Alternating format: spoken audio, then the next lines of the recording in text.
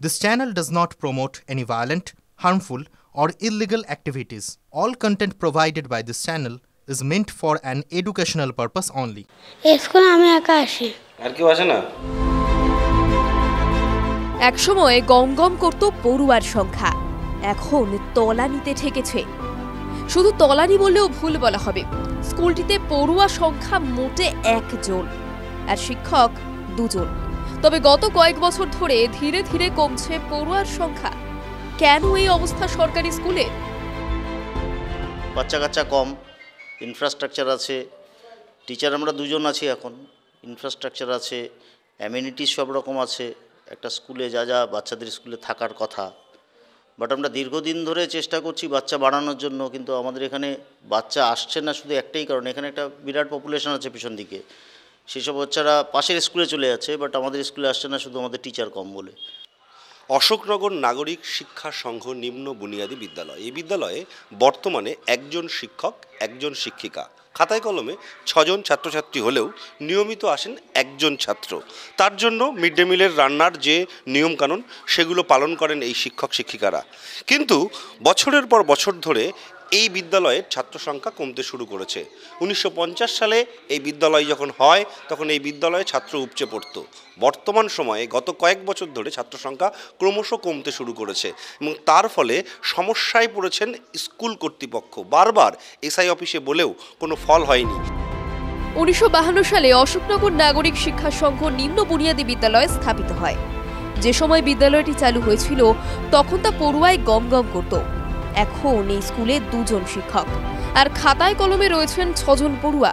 এদের মধ্যে বাকি 5 জন আসে না, আসে মাত্র 1 জন ছাত্র। সেই কারণে 1 জনের জন্য রান্না হয় মিড ডে মিল। 2 জন শিক্ষক ওই 1 জন পড়ুয়াকেই যত্ন সহকারে পড়ান। একজন মিড ডে মিলের রাঁধুনি, যিনি একজনের জন্য 1 জন ছাত্রের জন্য নিয়মিত রান্না করতে আসেন এবং সেই রান্নার কাজ চলছে। এই বিদ্যালয়ের সামনে রয়েছে একটি মাঠ, যে মাঠের ওপর দিয়ে এই মাঠের পেছনের যে সমস্ত বসতি রয়েছে সেই বসতির মানুষজন তারা অন্য বিদ্যালয়ে চলে যান, কিন্তু এই বিদ্যালয়ে তারা ফিরেও তাকান না। তার ফলে শিক্ষক এবং শিক্ষিকা যারা আছেন তাদের মধ্যেও একটা মানসিক অবসাদ তৈরি হয়। এসআইকে বারবারই আমরা রিকোয়েস্ট করেছি, আগের এসআই, তার আগের এসআই, এই যে বর্তমান যে এসআই তাকেও আমরা বলেছি। এই নিয়ে আমরা বিগত এসআইয়ের সাথেও আমাদের কথা হয়েছে।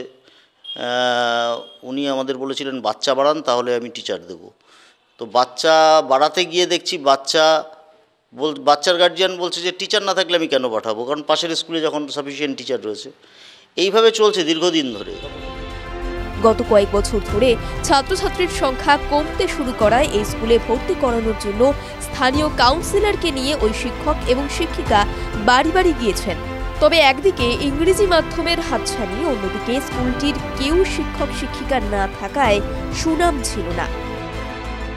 কেমন পড়াশোনা হয় স্কুলে? ভালো।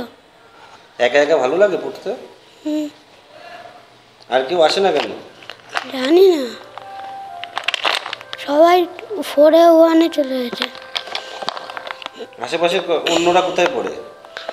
2-এ 4-এ পড়ে।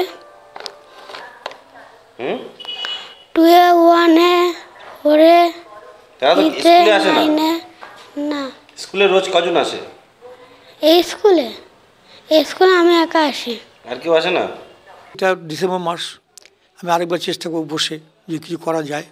আমি মানে খুব শিগগিরই ডাকবো ওই ওয়ার্ডের প্লাস আশেপাশের ওয়ার্ডের 2-3টে ওয়ার্ড নিয়ে স্কুলগুলো নিয়ে বসে দেখি কিছু করা যায় কিনা। হ্যাঁ, কিছু চেষ্টা করব। বিষয়টি নিয়ে স্কুল পরিদর্শকের বিরুদ্ধে ক্ষোভ উগরে দিচ্ছে শিক্ষক শিক্ষিকা। তাদের অভিযোগ, স্কুলের ভিতরে আবর্জনার স্তূপ পড়ে রয়েছে। কয়েকদিন আগে স্কুলের পিছনে গণধর্ষণ হয়েছে বলেও জানিয়েছেন এলাকার বাসিন্দারা।